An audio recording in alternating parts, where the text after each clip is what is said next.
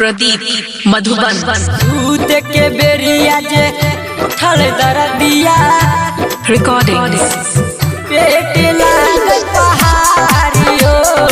दूध के बेरिया जे उठल दर्दिया बाहर छियो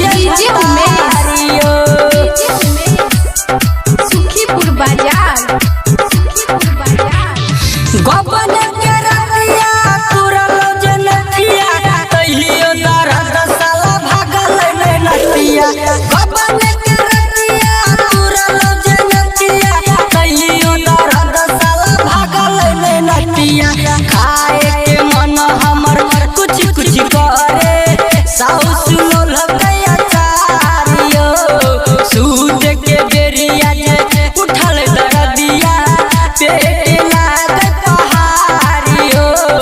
सूद के बेरिया जे उठल दर्दिया बाहर छिए भतारियो।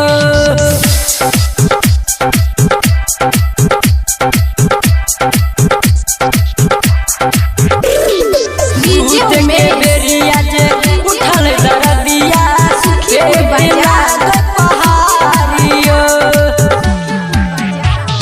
लग छै चोट सैया हमारो अंगनमा लले हो बाहर से बढ़िया खेलबना। लग छै चोट सैया हमारो अंगनमा लले हो बाहर से बढ़िया खेलबना। करी हने देरी सैया गजरी नाही तो हमर छुटत संगतिया। खाए के मन हमर कुछ कुछ करे साउस लोल गया चारियो। सूद के बेरिया जे उठल दर्दिया बाहर छिए भतारियो। सूद के बेरिया जे उठल दर्दिया पेट लागल पहाड़ियो। कुछ कुछ करे पेट लागल पहाड़ियो। सुखीपुर बाजार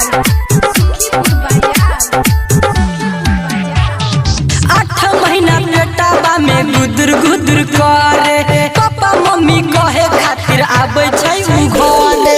8 महीना पेटाबा में गुदर गुदर करे पापा मम्मी कहे खातिर आबै छै उ घरे। राजा बिहारी रंग दीवाना खुशी से सुनिए के गाबै छियै गाना।